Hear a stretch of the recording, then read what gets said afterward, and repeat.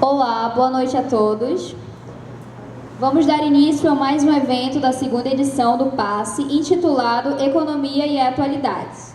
Esta é uma ação de extensão coordenada pelas professoras Andréia Brasil e Enimar Jerônimo.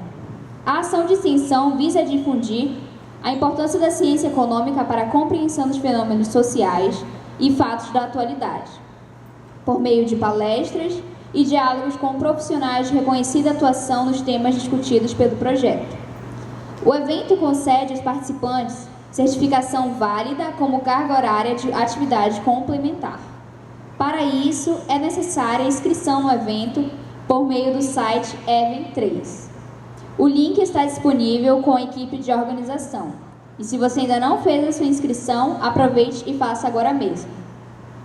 O tema da palestra de hoje é o mercado financeiro, suas anomalias e a ascensão das finanças quantitativas, que será proferida por Max Fortunato Cohen, doutor pela Escola de Administração de Empresas de São Paulo, da Fundação Getúlio Vargas, mestre em Administração pela Universidade Federal de Santa Catarina e graduado em Ciências Econômicas pela Universidade Federal do Amazonas. Hoje atua como executivo, consultor e pesquisador em estratégia empresarial. Possui experiência em análise econômica, informação e P&D, nos setores público e privado. Especialista em inteligência artificial, ciência de dados, gestão de sistemas de informação, estratégia e inovação. Dr. Max, obrigado por aceitar o nosso convite e pela disponibilidade em compartilhar seus conhecimentos conosco. Após a exposição da palestra, abriremos espaço para as perguntas. Bom evento a todos. Pessoal, muito boa noite. Eu sou Max Cohen, ex-aluno da casa, ex-professor do Departamento de Economia, ex-professor também do Departamento de Administração, um tempo fora de Manaus, um tempo fora do Brasil, e o corona me fez voltar para a terra, né, para a terra amada da Amazônia. Aceitando o convite da Andréia, eu trouxe para vocês um assunto que eu tenho estudado e tenho praticado nos últimos 2 anos. Esse assunto pode vir a ser uma ideia, né, para vocês sobre um item do que de moderno se está se fazendo ao redor do mundo, e o segundo, que tipo de emprego vocês podem galgar ou alcançar ou buscar dentro dessa atividade, não deixando de lado todas as outras oportunidades que vocês possam ter ou já ter visto dentro do curso de economia e as suas ramificações. Então, o que eu vou mostrar para vocês é algo que está acontecendo hoje, é algo de ponta, algo bastante sofisticado. Particularmente, eu não conheço outra pessoa aqui em Manaus que esteja trabalhando, estudando, fazendo algo dentro desse assunto. E o nosso assunto de hoje, então, é finanças quantitativas. Mas antes de eu mostrar para vocês o que é finanças quantitativas, eu vou pedir para passar para o próximo slide. Isso aí. E mostrar para vocês esse fragmento de uma revista, a RiskNet. Essa é uma matéria do início do ano, de fevereiro de 2022.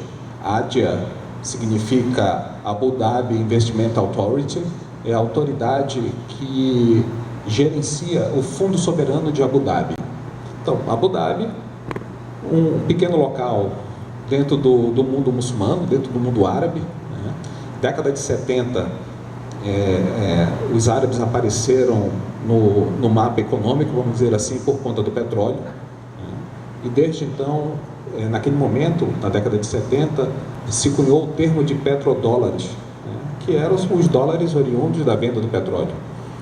Os árabes, então, tinham naquele primeiro momento uma galinha dos ovos de ouro, o petróleo. Juntaram esse dinheiro, não gastaram todo, nem acabaram com o petróleo e também nem torraram o dinheiro que veio do petróleo. Ali na caixinha que está em vermelho é a segunda galinha dos ovos de ouro.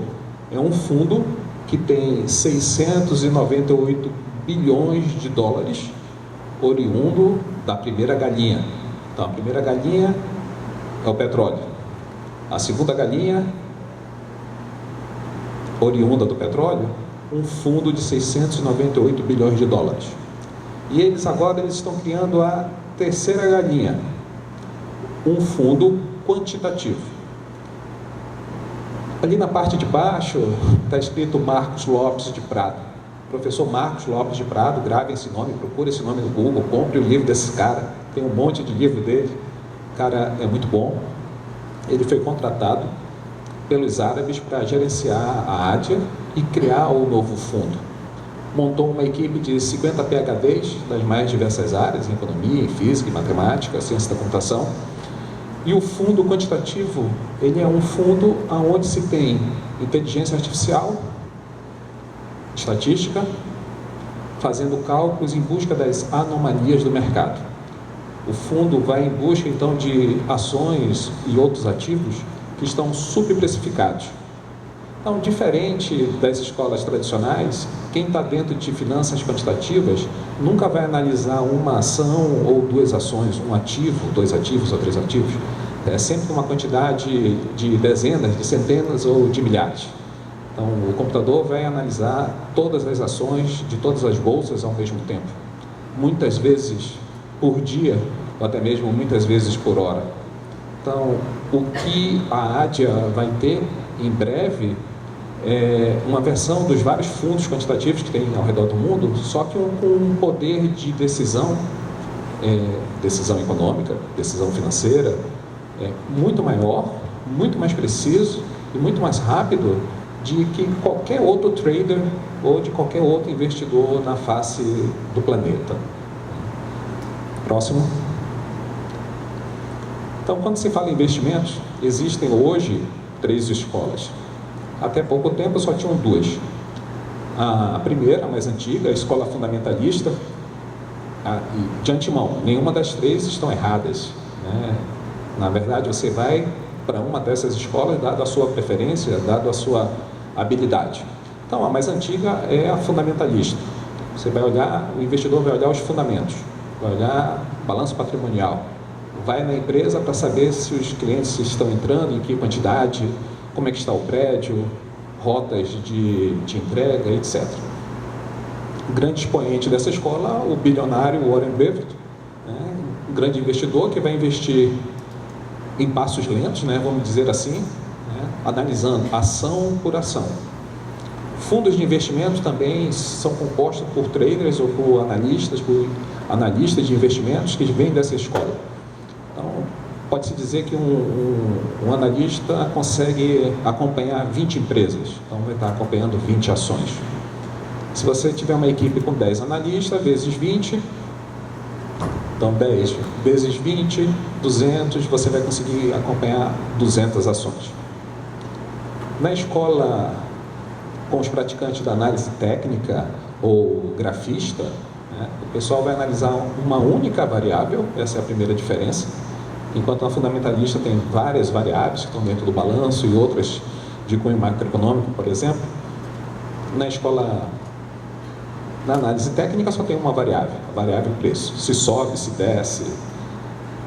Particularmente eu acho um tanto esotérico como o pessoal faz análise do gráfico, né? Tentar imaginar que a curva vai para cima, ou vai para baixo, ou para a esquerda, ou para a direita. Bem, eu estou na terceira escola, né? Que é o que nós vamos ver hoje, é o que eu vou apresentar a vocês hoje. Essa escola, diferente das outras, ela não vai analisar uma ação, ela vai analisar as 8.000 que estão disponíveis nas 3 maiores bolsas dos Estados Unidos de uma vez só. Né? Então, se ganha muito mais rápido quando a gente usa matemática avançada, estatística e computação. Próximo. Se perguntar, você está falando do quê, Max? Então, em primeiro lugar, estamos falando de um assunto que vocês só vão conseguir ver na pós-graduação. Né? Em primeiro lugar. Quem é que gosta de matemática ou quem já passou em métodos quantitativos ou matemática 1, 2, 3? 1 passou, quem mais passou? Ninguém mais passou? Todo mundo só gosta de história, geografia? 1, 2, 3, 4, 5. Vão ser os únicos que vão poder ir para essa escola. Então, uma das características é que quem está estudando precisa saber equações diferenciais, limite, derivada, cálculo integral, álgebra linear, matrizes, multiplicação de matrizes transpostas e muitos gráficos. Sobre tudo isso daí, esse é o primeiro passo, é o primeiro pré-requisito. Os livros, esses vão ser alguns. Descartes vai contar uma história, a história dos matemáticos, economistas, financistas, que domaram os Estados Unidos durante 2010, 2020, na qual essa escola também é chamada de escola sistemática. O sistemático é porque esse grupo visa bater o mercado sistematicamente. Até então, ninguém batia o mercado. Bater o mercado é como é que eu consigo ganhar mais que o índice Bovespa ou mais que o índice Nasdaq todos os dias. Então, os fundamentalistas e os grafistas não conseguem, só os quantitativos vão conseguir isso.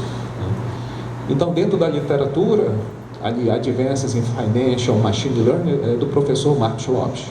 Então, você tem uma mistura de finanças com inteligência artificial, com aprendizado de máquina. Então, depois de métodos quantitativos e matemática, 1, 2, 3, 4, que vocês fizerem, entra na estatística, 1, 2, 3, pula a econometria, não vai precisar, e vou explicar depois para vocês, e entra em aprendizado de máquina. Com isso, dominando Python, vocês vão conseguir ser um analista, né, de sucesso dentro da área. Próximo. Então, finanças quantitativas, os praticantes, os estudantes, os pesquisadores, os traders, os investidores, eles vão estar com esse grupo de conhecimento. Precisa saber finanças, economia, computação, de computação especificamente inteligência artificial e uma linguagem, menos R é mais usado dentro da academia, no mundo lá fora é Python, estatística e matemática. Matemática avançada, me referia a isso, limite, derivada, cálculo integral, álgebra linear, né, matrizes e muitos gráficos. Esse é o conteúdo que compõe finanças quantitativas. Próximo. E da onde que isso tudo começou? Então, antes de ter começado, ou antes de falar de computação, né, e a gente só vai falar de computação, ou melhor, só vai existir finanças quantitativas por causa de uma coisa chamada Big Data, ou Big Data. Né? Essa grande quantidade de dados que se tem hoje no mundo, principalmente por conta da internet, de um lado, e por conta do avanço da tecnologia com a disponibilidade, armazenamento e transmissão de tantos dados. Né? Só que isso começa lá atrás, 1952. Prêmio Nobel de Economia em 1990, professor Harry Max Markowitz, economista. Ele desenvolveu a teoria chamada Teoria Moderna do Portfólio. Então, dentro da teoria do Markowitz, se tem que não se deve, quando for investir no mercado, aplicar os recursos só numa ação. Né? Isso não seria sábio da parte de quem investe, nem em duas ações. Você tem que fazer um portfólio. E o portfólio balanceado de tal forma de que as ações que estão dentro do portfólio, elas são correlacionadas com um nível de correlação próximo de zero, ou de preferência negativo, onde se uma cair, o efeito da queda não é transferido às demais. Né? Então, vejam que a escola quantitativa não nasceu em 2020, né? Nem em 2010, nem em 2000, né? Foi em 1950. Aquele gráfico ali, vocês podem procurar na internet, a fronteira da eficiência. A curva, que está mesmo em curva, em azul, do lado direito tem todas as combinações possíveis das ações ou dos ativos que o investidor está julgando, mas só aqueles que estão em cima da curva de eficiência seriam a combinação perfeita ou a combinação mais eficiente que se deveria aplicar. Uma combinação onde se tem uma proporção 10% de uma primeira ação, 20% da outra, 5% de uma terceira, 40% de uma quarta, etc., e dá o 100%. Próximo slide. Então, nesse próximo slide, William Sharpe também Prêmio Nobel de Economia em 1990. Ele foi aluno do professor Markowitz, né? E ele, por sua vez, criou o modelo de avaliação de ativos que a gente conhece como KPM, né? Junto com o modelo, criou um índice chamado índice Sharpe, que leva o nome dele. Então, esse índice, que não é utilizado pelos fundamentalistas, também não é utilizado pelos grafistas, é utilizado somente para quem faz portfólio nesse nível, aonde se tem a medição de quanto bom é esse portfólio, né? O quanto eu tenho de ganho frente ao mercado, o quanto eu consegui de informação para montar um portfólio vencedor que, independente do mercado, se o mercado sobe ou desce, esse portfólio vai ter o seu merecido ganho. Então, da mesma forma como ele foi aluno do Markowitz lá em 52, essas ideias também vieram lá daquela década dos trabalhos deles, da década de 50 e da década de 60. E vejam que ambos são economistas e ambos ganharam o prêmio só muitos anos depois, 1990. Próximo. Um terceiro ganhador de Nobel de Economia, 2013, já não é um economista, nem tudo é perfeito. Esse professor Eugênio Fama fez graduação em línguas, e se eu não me engano, língua romana ou grega, alguma coisa assim, uma das duas.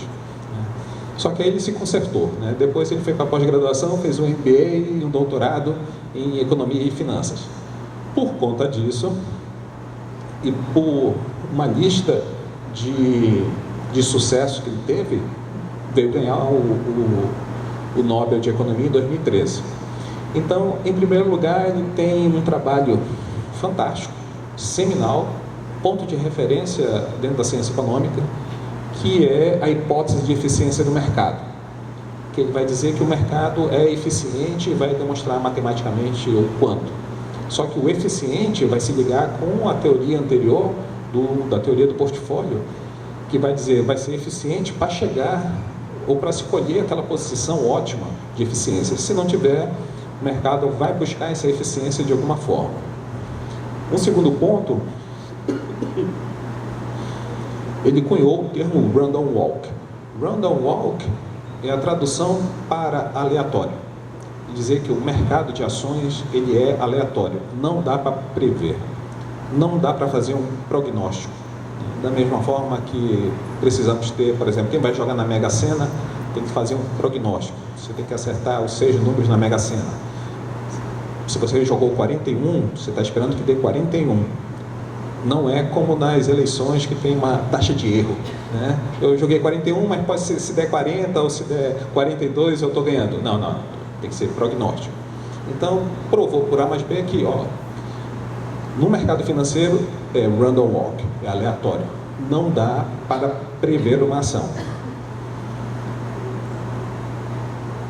O terceiro ponto é que ele veio chamar de fútil o esforço de investidores naquele momento, naquela época, isso há algumas poucas décadas atrás, de querer investir em uma única ação, coisa que o Markowitz já tinha colocado.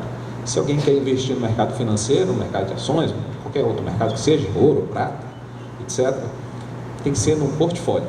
É fútil alguém que queira ir para um. É claro, ele não conheceu o Warren Buffett, que foi de 1 por 1 e hoje é um mega bilionário, né? E aí é um expoente dentro da escola fundamentalista.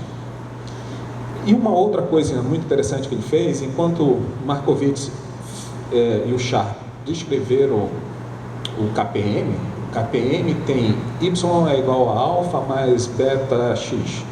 O X é o mercado, né? Então só tinha um fator no estudo das finanças com relação à análise do mercado, um único fator, mercado.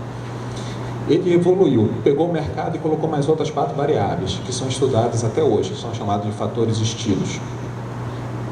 Isso daí, o aprimoramento, essa equação, o modelo de 5 forças, o modelo de 5 fatores, é a evolução do modelo do Markowitz e do Sharpe, né?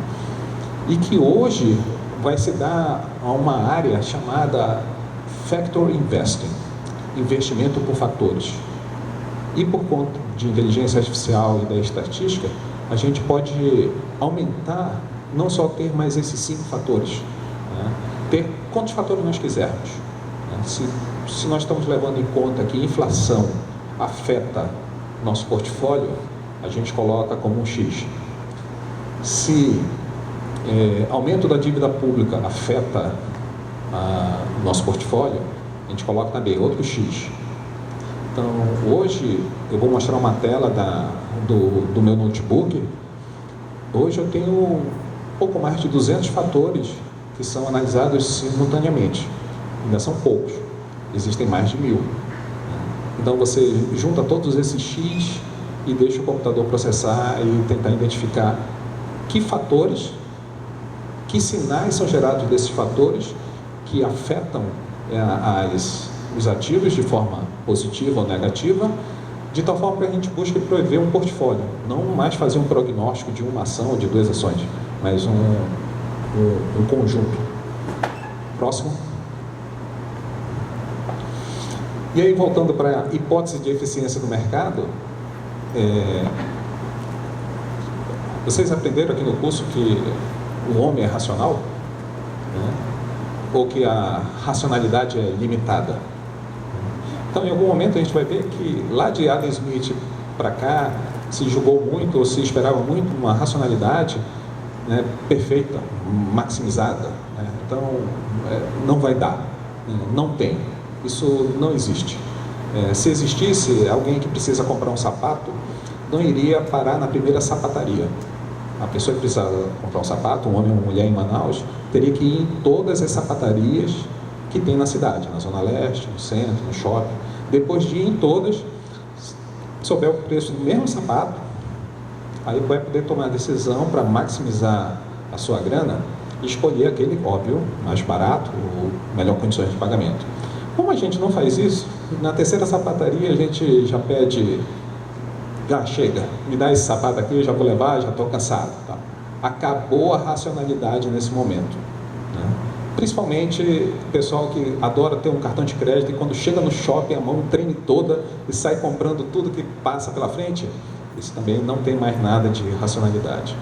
Então, o que se teria de racionalidade no estudo da economia, isso já foi colocado que ficou coisa para o passado, né? Não tem.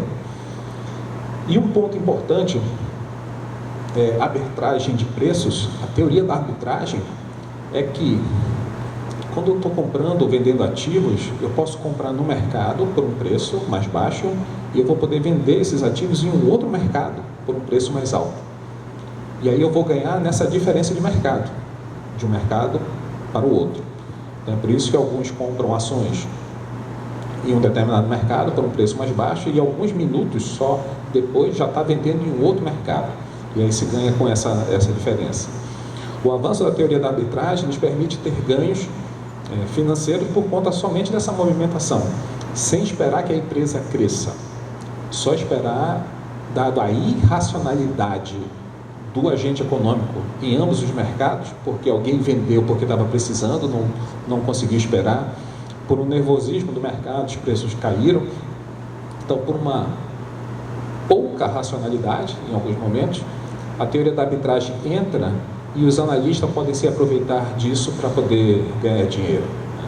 Então, vai haver um delay. A hipótese de eficiência do mercado vai por águas abaixo nesse momento em que se tem um momento em que o agente econômico se torna ineficiente ou irracional. Ele é mais apaixonado do que irracional. Quando ele ficou apaixonado, aí o cartão de crédito explode, né? As dívidas aumentam e as pessoas voltam para casa não com um sapato, mas com uma dúzia de sapatos. Próximo. E aí vejam que em 2002, Prêmio Nobel de Economia, professor Daniel Kahneman, psicólogo e economista, veja que o cara fez as duas coisas, americano e israelense, né? Ele vai juntar as duas coisas. Então ele vai estudar a parte da racionalidade e nos vários trabalhos do professor Kahneman, esse é um dos livros dele que está em português, ele vai dizer, olha, o homem não pensa só de uma forma, o homem pensa de várias formas. E aí tem uma forma mais rápida e uma forma mais devagar. A mais rápida, ele perde. Perde porque ele vai usar as emoções e aí não vai pensar direito e toma a decisão errada. Então, no final das contas, é isso. Só que aí, no texto, óbvio, aqui é só o resumo da ópera, né? Ele vai trazer uma posição de dizer por A mais B, cientificamente, por que há um limite na racionalidade. E as anomalias do mercado, ou as imperfeições do mercado, elas vão aparecer justamente por causa dessa irracionalidade. Próximo. Então, eu coloquei nesse slide para vocês onde estão as anomalias, ou o que são as anomalias, né, no mercado. Está simplesmente no eventual erro no preço do ativo. O ativo está erroneamente precificado, ou subprecificado, ou sobreprecificado. E depois do delay será ajustado pelos agentes do mercado. Então, se põe para vender algo que está subprecificado, ele vai ser vendido rapidamente. Se não for vendido rapidamente é porque está overpriced, né? Está com sobrepreço. E no momento em que a pessoa fica esperando para vender, o mercado sinaliza dessa forma, ninguém compra. E aí entra o lado e refaz a sua precificação. O ajuste gerará ganhos ou perdas quando o preço anterior se move para uma nova posição. O eventual erro se caracteriza como uma anomalia, logo uma oportunidade a ser perseguida e conquistada. Então, eu acho que o grande objetivo hoje dos mercados sempre foi a busca pelo lucro, né? Então, a única coisa que eu decorei no livro do Adam Smith, da Riqueza das Nações, lá no início, é que dizia que não é da benevolência do padeiro que ele vai acordar às 4 horas da manhã para ir fazer o pão. É por causa do lucro, né? Então, a ideia do lucro não vem de hoje. Hoje, o que se tem hoje é um conhecimento a respeito dessa irracionalidade, ou melhor, não é totalmente irracional o agente econômico. Ele tem uma limitação na racionalidade, ele não é 100% racional. Então, esse pequeno ponto que fica de irracionalidade vai gerar anomalias, vai gerar erros nos preços. E aí, quando você tem erro nos preços, essas anomalias, entendo como oportunidade para se ganhar dinheiro, oportunidade para usar a teoria da arbitragem e comprar por menor preço no mercado e vender no maior preço em um outro mercado. Próximo.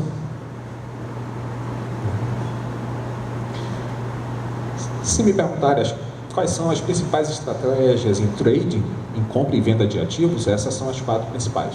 Então, a primeira, estratégia com um único ativo, que isso vem dos praticantes da escola fundamentalista e da análise técnica. Estratégia de pares, quando se analisa, você descobre 2 ações que elas são co-integradas. Co-integradas significa que enquanto uma sobe, a outra desce. E no momento que, quando elas atingem seus picos em cima e embaixo, elas voltam e se encontram novamente à média.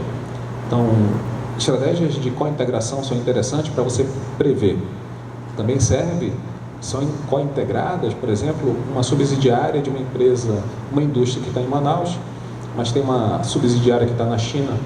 Então, pela diferença, não só geográfica, mas também de tempo, né, de fuso horário, as ações dessas empresas, elas têm uma correlação e muito provavelmente uma co-integração. Então, quando se investe em uma indústria que tem uma subsidiária dentro de uma cadeia produtiva, se tem que ter o cuidado por conta que uma valoração ou desvalorização de uma vai afetar com a outra. Os quantitativos vão estar mais interessados nas 2 seguintes: estratégias transversais e estratégias baseadas em dados alternativos. Próximo. As estratégias transversais é mais ou menos assim. O transversais é porque, em primeiro lugar, vai usar de vários setores. Não se vai analisar uma ação, nem 2, nem 3, vai se analisar 30, 50, 100, 500 ações. Junta-se de vários setores, de diferentes setores ao mesmo tempo, justamente para quando, se o setor de tecnologia está em queda, o setor farmacêutico está em alta, por exemplo. E uma coisa vai se compensar a outra. Transversal também no sentido de que vai se gerar 2 portfólios. Um portfólio para long vai ser no sentido que você investe e guarda esperando que ela cresça, e um outro portfólio que você vai apostar contra o mercado, nas ações que estão caindo, ou com o nome de short. Short é a atividade que, quando a gente não compra uma ação, a gente aluga. A gente aluga esperando que ela caia. E quando ela cai, a gente ganha na queda, né? Não na subida. Então, quando se sai no jornal, a bolsa caiu, tem muita gente que ganhou com a bolsa caindo, né? E aí é o lado profissional. Então, o computador faz isso tudo. Quiser só long, ele faz só long. Quiser só short, faz só short. E quando você tem um portfólio que tem metade long, metade short, você está olhando para o mercado de uma forma de dólar neutro. Significa que se um cair, o outro vai aumentar. E aí um vai compensar o outro. E no final do dia vai ser empate, vai ser 0-0. Então essa é uma forma de proteger o patrimônio. Próximo. E a quarta estratégia é que, enquanto os fundamentalistas usam dados do balanço, os grafistas usam unicamente a variável preço, quantitativos vão usar fontes de dados diversas. Por exemplo, imagem de satélite. Para quê? Para contar quantos carros estão parados no estacionamento do supermercado. À medida que tem mais carro parado, significa que tem maiores vendas. E isso serve, por exemplo, na época de final de ano. Social media, isso entra a parte de aprendizado de máquina, de machine learning, onde a gente coloca o algoritmo para ler o Twitter e saber quem é que está falando da ação do Banco do Brasil. E aí você tem uma técnica chamada de análise de sentimentos, que vê se captura a informação, o sentimento das pessoas que estão escrevendo, se estão falando bem ou se estão falando mal, se vai subir ou se vai cair. Serve também, inclusive, para ler, não está aqui, mas é um outro ponto, a mesma tecnologia serve para ler relatório. Relatório da CVM, relatório da SEC americana, relatório de consultorias. O computador vai ler aquele relatório, uma página, 200 páginas, não importa, e vai conseguir traduzir num sinal. Está positivo ou está negativo? No momento que tem esse sinal, ele vai voltar e vai colocar na equação, lá no X, né, para tentar melhorar o portfólio. Geolocalização é um outro item, e dados de consumo. Então, ultimamente tem saído na mídia que antes era o Facebook, e agora o pessoal do Elon Musk com o Twitter também chateados por conta de que a Apple cortou ou bloqueou algumas funcionalidades no iPhone que não permitem, ou melhor, que permitem que os usuários desativem rastreamento. Então, esse rastreamento de localização, ou do que você pagou, ou deixou de pagar, etc., isso ajuda os analistas a preverem o portfólio, a preverem as ações. Próximo. Então, todos esses elementos, eles são fatores. E a gente usa eles, X1, X2, X3, X200, 201, 202, 203, 204, para montar o portfólio, para chegar e tentar prever de alguma forma qual o melhor portfólio. Então, esse é o nome, Factor Investing. Próximo. E aí os fatores, eles estão separados em dois grupos: fatores alfa e fatores de risco. Fatores de risco, como o nome diz, ele vai trazer para o portfólio risco. Risco traz retorno. Zero risco, zero retorno. Então, necessariamente, um portfólio, uma ação, um portfólio, tem que ter risco. Se não tiver risco, nada feito. Só que tem uma parte dos fatores que eles não trazem risco, eles trazem somente retorno. E essa é uma área de pesquisa constante, porque em determinado momento que se encontrou um determinado fator que se identifica na equação, o X42, né, que num determinado momento se trouxe lucro para a operação do portfólio, ele se desgasta, porque todo mundo passou a utilizá-lo, e aí é necessário se ter novos alfas. Então, a busca por alfas são constantes, pesquisa constante, pesquisa dentro da área de finanças, com muitas publicações nos journals, nos livros, né, etc. Próximo. E os riscos, eles podem ser sistêmicos e idiosincráticos. Risco idiosincrático é o risco da empresa, o risco de uma ação, o risco que só ela tem. Quando o risco idiosincrático, a gente consegue identificar e o algoritmo consegue separar ou anular. Tipo, eu quero menos risco individualmente. Agora, o risco sistêmico é o risco do mercado como um todo, aí isso não tem remédio, né? Quando quebrou Lehman Brothers em 2008, levou um monte de gente junto. Então, a queda de fez uma sequência de falências, né, de prejuízos, e aí se tem um risco sistêmico naquele momento. Eles podem ser de setores específicos, como foi no caso lá do Lehman Brothers, dentro do setor bancário, com investimentos na área de imóveis, né? Pode também ter, por determinado tipo de regulação, legislação, né, pode também ter essa subdivisão. Próximo. Já os alfas, pode-se ter vários alfas. Então, um alfa, que é bastante comum, vem até mesmo de entendimento da teoria na física, sobre movimento, sobre vetor, né? Então, algo que está em movimento para cima, ele vai continuar para cima. Algo que está em movimento para baixo, de queda, vai continuar para baixo. Então, o Facebook está caindo, vai continuar a cair. E ele é um alfa. Então, pode-se chamar ele de momentum alfa. E como é que se mede o momento?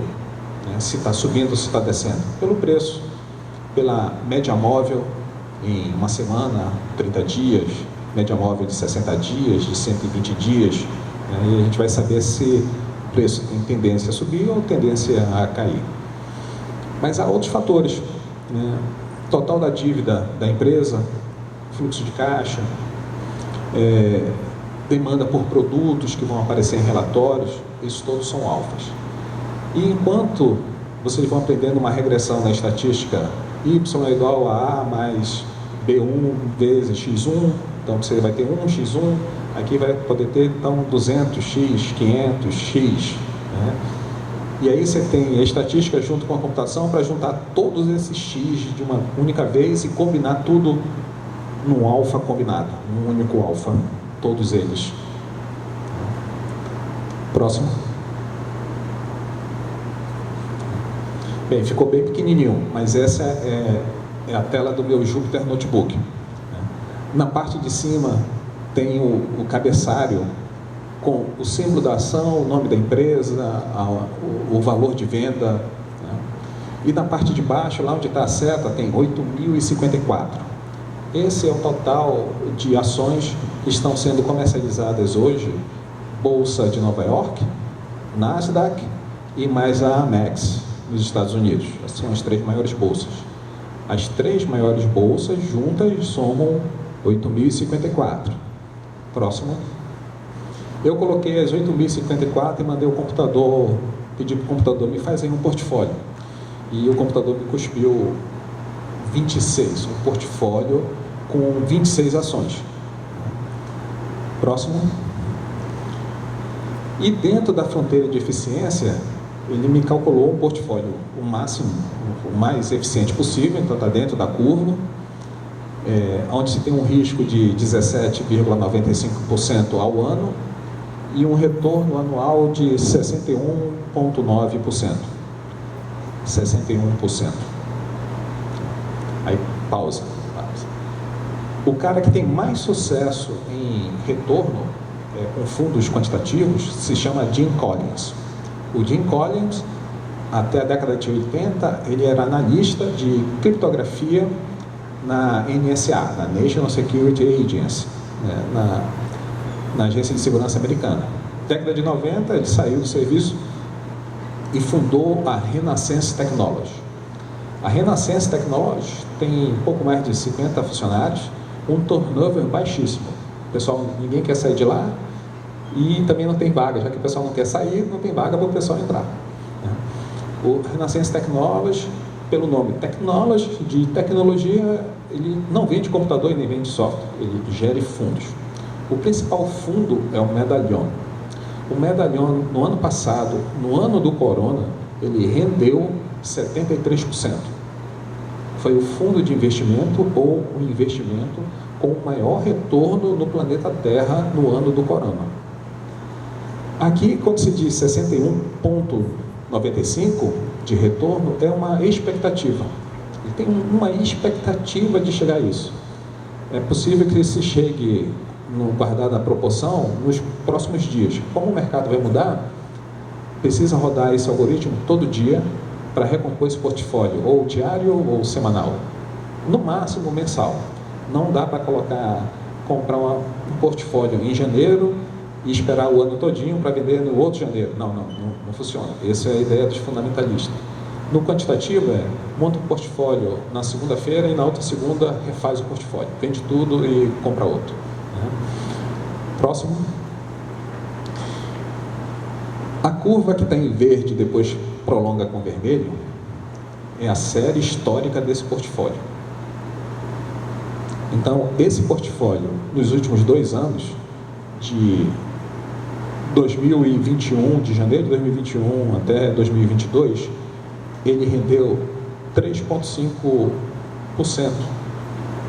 vezes, 3,5 vezes, melhor. Vai aparecer o outro número abaixo, logo na outra tela. E a curva cinza é o índice Nasdaq. Então, os dois começam do mesmo ponto, onde é 100%. Então, quem colocou 100 moedas lá no início da série, no final da série, perdeu, só ficou com 99, 98 moedas. E quem aplicou naquele portfólio, ele triplicou. A área azul é um teste de confiança para probabilidade de até 95% de confiança para onde essa curva vai. E, a princípio, ela vai continuar subindo, pelo indicativo. Próximo. Então, tá aí. Esse portfólio ali, Cumulative Returns, 242%. Isso significa 3,4 vezes o investimento inicial em 2 anos. Isso é real, isso é o que teve. Então, encontrar numa análise o passado, isso é fácil. Montar um portfólio e ver o passado. A dificuldade é saber se daqui para frente, o futuro que a gente desconhece, o quanto é que ele vai dar. Esse é o que está a charada. E aí volta a charada lá na pesquisa pelos alfas, pelos fatores. Conseguiu bons fatores, a gente consegue ter uma previsão melhor sobre valores esperados. Esse é o passado. Então, ele rendeu 84,9% por ano. Só que, se nós soubéssemos o portfólio naquele momento, só que não dá para voltar para trás. E a dúvida é, se eu aplicar o dinheiro no portfólio, esse portfólio hoje, ele vai continuar com esse mesmo desempenho? Não vai. Outras coisas vão acontecer no mercado e tudo muda. Próximo. Se vocês quiserem saber sobre quem são os quantitativos, estudantes, professores, procure Finanças Quantitativas em português, que vai ter pouca coisa, ou Quantitative Finance em inglês, que aí sim vai ter bastante coisa. Então, se tem, por exemplo, esse site da Investopedia, tem esse artigo, Quants, The Rocket Science of Wall Street, onde se vai ter economistas, financistas, pessoal vindo da administração financeira, mas muitos físicos, químicos, matemáticos e estatísticos. E aí pausa. Professor Andréia, então a gente precisa dizer para os futuros economistas que o pessoal precisa ocupar espaço. O ocupar espaço é assim, pelo meu colega Afrânio, nosso colega Afrânio. O Afrânio é administrador, a empresa dele tem pesquisa de mercado.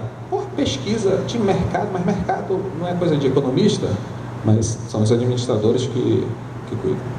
O pessoal que está na bolsa, a maioria é de administração e não economista. Aí você pergunta, ainda é fornecido para o departamento de administração a disciplina mercado de capitais? Acho que não, Então tinha, algum tempo atrás, algumas décadas atrás, o pessoal de administração tem uma disciplina chamada mercado de capitais, onde o professor do departamento de economia que dá aula. Então isso tinha no passado. E dessa área, além de estar o pessoal da administração, agora tem matemáticos, físicos, químicos e poucos economistas. Então, Muitos na graduação entram para a graduação, e eu tive colegas com essa percepção que foi falsa, né? Eu vou fazer economia porque é ciências humanas, né? Aí não tem matemática, né? Não tem estatística. Não, pô, tem um monte de matemática, né? E um monte de estatística, e faz a base para ir para esse rumo aqui. Próximo. E aí se perguntarem, depois que estudar tudo isso, que tipo de trabalho dá para ter?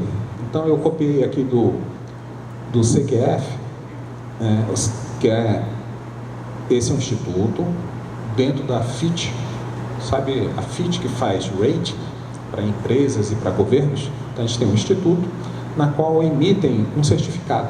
O certificado é uma certificação. Tem um curso de 6 meses e no final tem uma certificação dizendo que essa pessoa está capacitada dentro de finanças quantitativas. É esse o certificado. E ele diz o seguinte, que dentro dessa carreira tem essas 6 áreas. Tirou a área de tecnologia, os economistas conseguem atuar em todas as outras 5.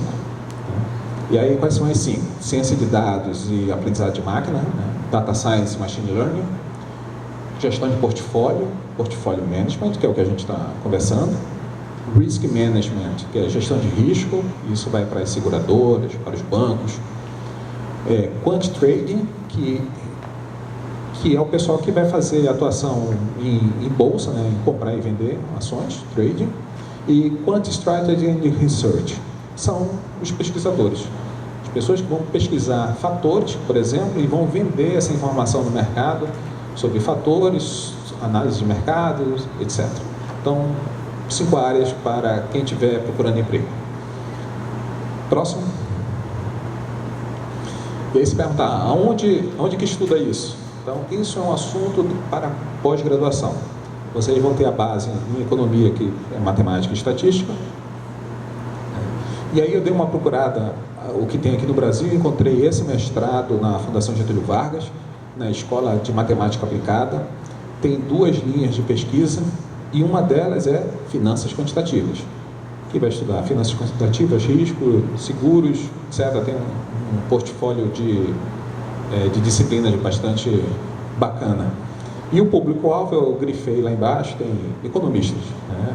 Pessoal de física, computação, engenharia, economia, áreas afins. Próximo. Para quem não quiser ir para o mestrado, tem cursos menores. Esse foi o da Udacity que eu fiz em 2020, enquanto eu morava em Israel. É um curso de 6 meses. Quando começou lá o corona, eu fui procurar o que estudar, e aí os 6 meses de curso eu fiz em 2. Estava preso em casa, não podia sair para canto nenhum. Os drones israelenses estavam todos na rua fotografando e não podia sair, né? Então o jeito foi estudar. Então eu estudei de manhã, de tarde, de noite, eu fiz o curso em 2 meses. O curso continua ativo, o curso é muito bom. Só uma plataforma que se usou no curso era do Zipline, e o Zipline hoje ele não existe mais a comunidade mantendo, mas o curso continua sendo muito bom. Próximo. Esse eu fiz esse ano, é uma especialização de 4 disciplinas na Universidade de EDHEC, que fica em Nice, no sul da França. EDHEC é a 15ª melhor escola de negócios no mundo, e o pessoal lá bom em finanças. Então, esse 4 disciplinas, muito, muito bacana. Próximo. Bem, e é isso, pessoal. Essa mensagem que eu trago hoje para vocês, espero que eu tenha conseguido, professora, novas mentes, adeptos, né, que queiram estudar matemática com matrizes transpostas, né, utilizando cálculo, derivada, para analisar mercado nas suas diversas formas. Pessoal, muito grato pela atenção, fico à disposição caso tenham perguntas, interesse, fique à vontade. Obrigada pela excelente apresentação, Dr. Max. Mais uma vez, lembramos que o evento concede aos participantes certificação válida com carga horária de atividade complementar. Para isso, é necessário a inscrição no evento por meio do site Even 3. O link está disponível com a equipe de organização, e se você ainda não fez essa inscrição, aproveite e faça agora mesmo.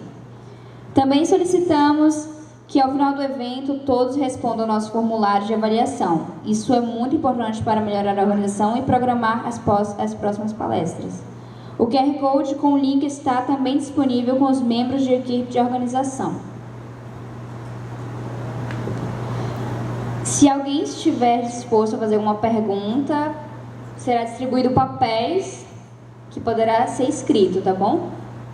Neste momento, o espaço está aberto para o diálogo com o nosso palestrante. Quem desejar pode se manifestar por meio de perguntas ou comentários sobre o tema abordado.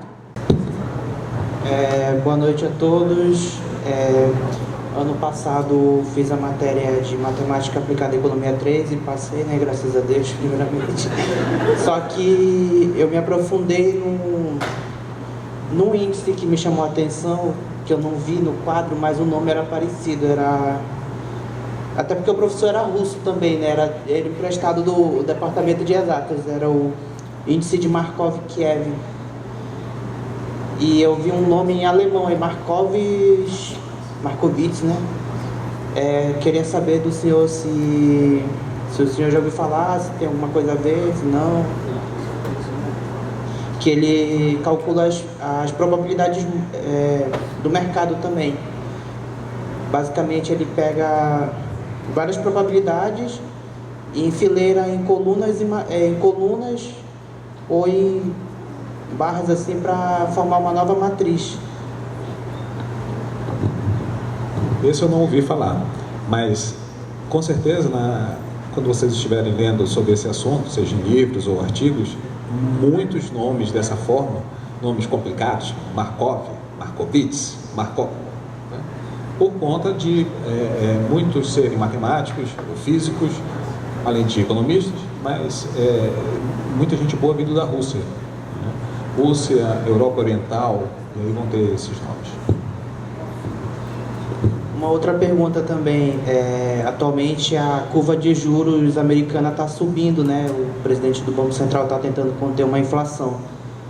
Ano que vem pode ser um ano interessante mais para o mercado de renda variável ou renda fixa? Todo mundo vai estar comprado em renda fixa. O senhor me entendeu, né? Entendi. Para o pessoal leigo, a gente vai ver os bancos hoje, todo mundo, XP e os demais bancos oferecendo renda fixa, por conta disso, né?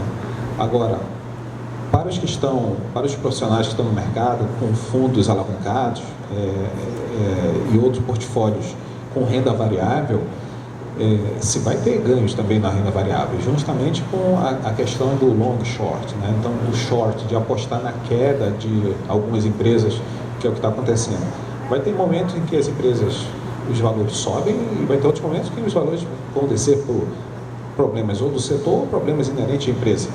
Então, os que estão mais atentos a essa situação de subidas e descidas, eles vão apostar. Se o mercado está subindo, ele vai apostar na subida. Se o mercado está descendo, ele vai apostar na descida. Quero dizer que os profissionais vão ganhar de qualquer jeito.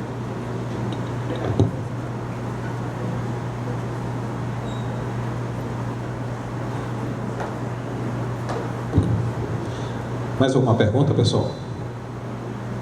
Como é que a gente faz para acessar esse portfólio? É super privilegiado. Tem assim, nós estamos falando de um mercado regulado. Então, o mercado regulado tem uma instituição chamada CVM. CVM não permite que se saia falando invista aqui ou invista acolá, sem você ter uma certificação na Anbima ou uma certificação a outra que eu esqueci o nome, tem uma outra certificadora. Justamente para não se ter a questão dos, como é que se diz, aproveitadores, né? O pessoal que faz 171 no mercado.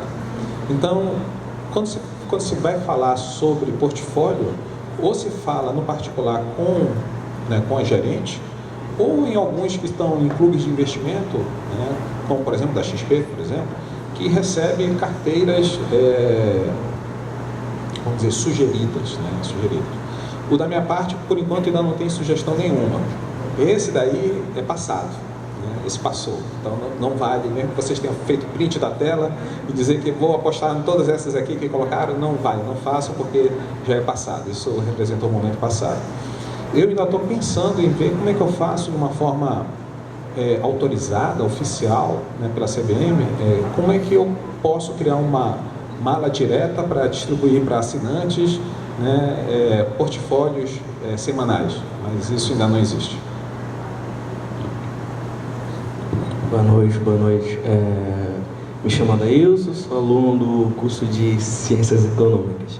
A minha pergunta é mais sobre criptomoedas. Na sua opinião, elas se enquadram na definição de reserva de valor? Criptomoedas se enquadram na definição de reserva de valor? Tu vai ter essa resposta de duas formas. Se tu perguntares para o pessoal que defende cripto, o pessoal vai dizer que a moeda é fiat, né, que é a nata da reserva de valor, não sei o quê. Se não for perguntar para quem é contra, a nata da reserva de valor, não sei o quê. Se não for perguntar para quem é contra, vai dizer, claro que não, né? Então, hoje se tem um problema com criptomoedas que é a alta volatilidade. E aí tem o primeiro erro. Quando se criou a Bitcoin, o cidadão que criou a Bitcoin esperava se ter uma moeda peer-to-peer, né, de pessoa a pessoa, não tem intermediário. Ela foi criada para isso. De lá para cá, apareceu um monte de exchange, né, coloca entre aspas, né, significa intermediários, atravessadores. A FTX que faliu não, colapsou alguns dias atrás. Então, se tem uma fragilidade, uma volatilidade tão alta, que é uma especulação tão grande, que, ao meu ver, hoje criptomoeda, por não tá regulada, não, foi aprovado ontem no Congresso Brasileiro, né, e vai para a sanção presidencial a regulamentação de criptomoeda no Brasil, mas enquanto não tem, não vejo como reserva de valor. Tu vai colocar lá o dinheiro, FTX, virou pó, né? Saiu da galáxia. Então essa é a minha opinião hoje. Daqui mais um tempo, ou talvez com mais regulamentação ou regulação, mais transparência, e, ao meu ver, não era para ter exchange. Isso aproveitadores que entraram no meio do caminho. Então, já vi que eu sou pessimista. Perfeito, boa pergunta. Se temos que vender o portfólio toda segunda, caso o portfólio esteja acumulando perdas, trocamos os ativos mesmo assim ou esperamos a recuperação dos ativos? Isso vai depender. Eu tenho em mente basicamente duas estratégias. Uma é que quando o algoritmo faz uma projeção, um valor esperado baseado numa média exponencial recente, isso significa, por causa do exponencial, significa que eu vou estar olhando o curtíssimo prazo. E aí, se eu compro na segunda e na quarta-feira ele deu negativo, então cancela o portfólio e gera outro. Agora, numa segunda estratégia, se está olhando o portfólio não mais com uma média exponencial recente, mas com uma série histórica maior, aí é de se esperar, da mesma forma que o gráfico que apareceu, ele vai ter subidas e descidas. Mas ao longo do tempo, depois de semanas ou depois de alguns meses, ele vai se restabelecer. E aí um ponto não vai ser se ele deu negativo ou não, vai ser o valor do alfa. Quando o alfa continua como positivo na equação, significa que ele está gerando sinais e que ele serve para precificar o portfólio. No momento que o alfa se tornou negativo, significa que você não tem mais alfa no sentido de trazendo valor para a tua equação, mas você está trazendo somente risco. Aí você retira e cria outro portfólio. Boa noite. Gostaria de fazer uma pergunta. Você mostrou muito bem essa parte aí das finanças quantitativas, que tem todo um ferramental estatístico por trás, toda uma ciência por trás. Mas e numa situação igual aconteceu na pandemia, que na Bolsa de Valores brasileira a gente teve uma série de circuit breakers em que no mesmo dia as ações caíram mais de 10% algumas vezes. E aí, como que fica o portfólio nessa situação e como sair assim, ileso de preferência, né? Não perder dinheiro numa situação dessa? E a pandemia é algo que talvez seja algo imprevisível. Como levar esse risco dentro do portfólio? Como estimar isso? Como é seu nome? Lucas. São duas coisas diferentes, Lucas. Circuit break sempre vai existir. O outro é o risco. O risco também sempre vai existir. Quem entrou na chuva vai se molhar, né? Ou mais ou menos. Então, se está se falando de renda variável, a renda variável tem risco, às vezes os riscos são muitos. E aí você tem a figura do analista justamente para identificar quanto tem de risco e se o quanto de risco o cliente quer, né? É claro que quanto mais risco, maior o retorno, só que tem um limite.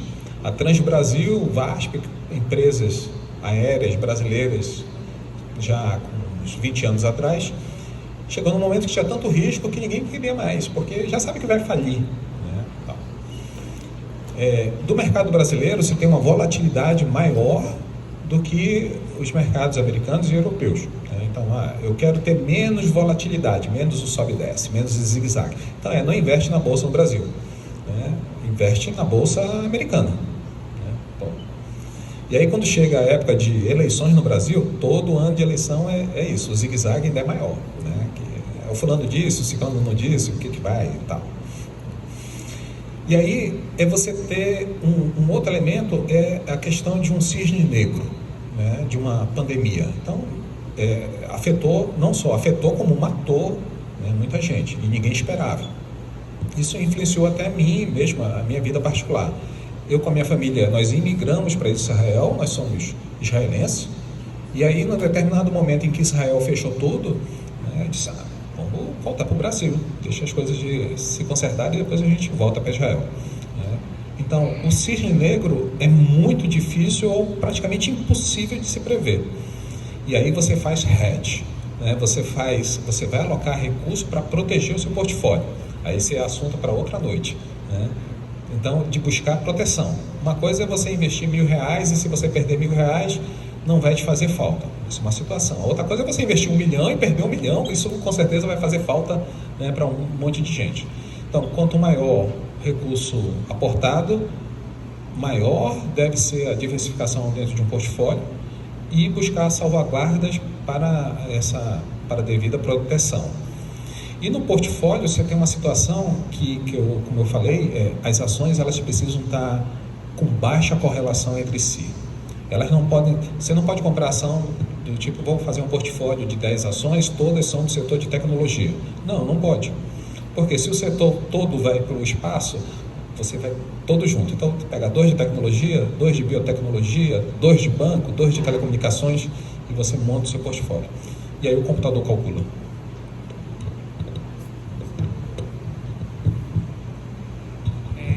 Pelo que eu pude entender dessa parte de finanças quantitativas que você mostrou do portfólio, etc., ela é uma definição bem diferente, talvez até oposta daquela buy and hold. Você compra, espera e aposta na questão dos dividendos e etc. E aí a pergunta que eu queria fazer é o seguinte: quem que fica mais rico nas duas estratégias? Assim, existem dados a respeito disso? Você falou até do Buffett, etc. Aqui no Brasil a gente tem um exemplo do Barsi, né, que é o maior investidor individual e etc. E no caso de quem segue essa estratégia do portfólio, quem que fica mais rico no final? Quem tem o menor risco de perda? A diferença então, o Barsi, como o Buffett, eles são fundamentalistas. Ele vai pegar uma ação, uma empresa e vai fazer um raio-x da empresa e vai dizer, olha, essa empresa está subprecificada. Ela vai melhorar no decorrer dos anos porque tem um bom produto, tem uma boa gestão, tem boa, e vai melhorar. E aí se investe nela. E quando eles vão olhar, fazer um portfólio, eles vão olhar com isso. Só que uma coisa que o Buffett falou uma vez quem faz diversificação é uma coisa do tipo assim, meio sem sentido na visão do Buffett. Por quê? Ele não diversifica, ele analisa de uma por uma, ele analisou 10 ações, gostou das 10, ele pega as 10 e vai para o portfólio da empresa. Então, não é que ele diversifica, ele escolhe a dedo. O Barsi também. Então, a questão é que ele não vai colocar $1 milhão numa única ação. Ele pega esse valor e divide, porque ele sabe que aquelas ações são boas. A ideia é a mesma. Aqui o portfólio ele é calculado a partir da variância. Aí vamos entrar em estatística. Simplesmente a variância sobre o retorno. Essa é a única variável que faz input dentro do sistema, é o retorno. Não é nem o preço, é o retorno. Pega o retorno, o computador vai analisar a variância. A partir da variância, ele vai encontrar os valores de risco, né, os alfas, os betas, e vai separar aquilo que é mais volátil, dependendo do que você mandou, né? Eu quero uma volatilidade, eu quero um risco até de tantos de desvio padrão. Aí você estabelece o teu grau de risco, até o quanto o teu estômago aguenta no zigue-zague.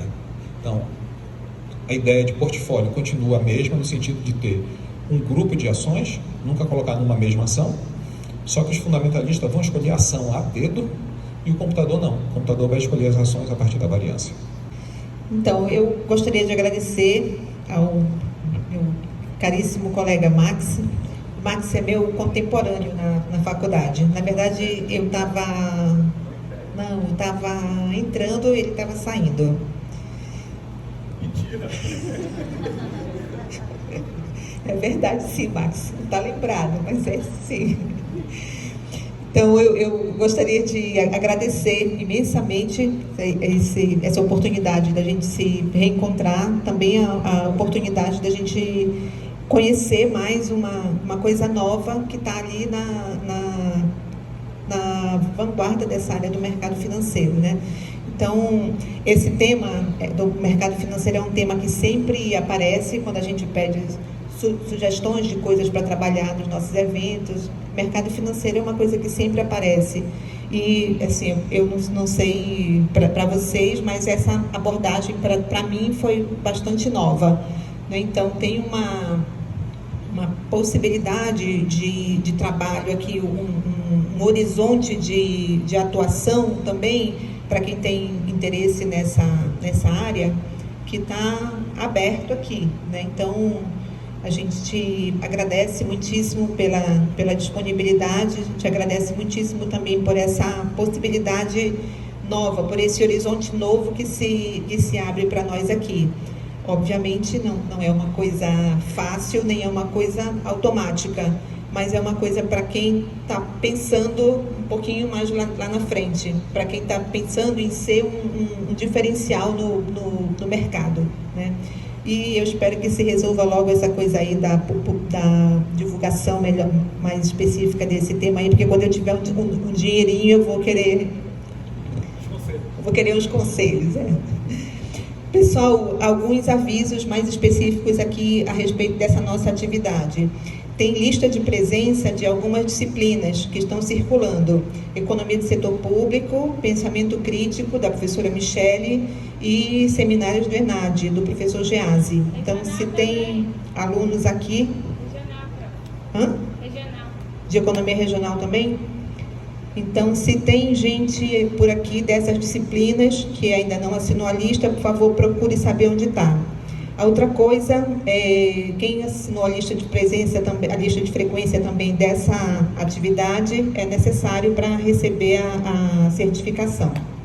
E desde já eu gostaria de convidar vocês também para a nossa próxima palestra, que deve acontecer ainda agora no mês de dezembro. Muitíssimo obrigada pela presença de todos. Max, mais uma vez, muitíssimo obrigada também pela disponibilidade e boa noite a todos.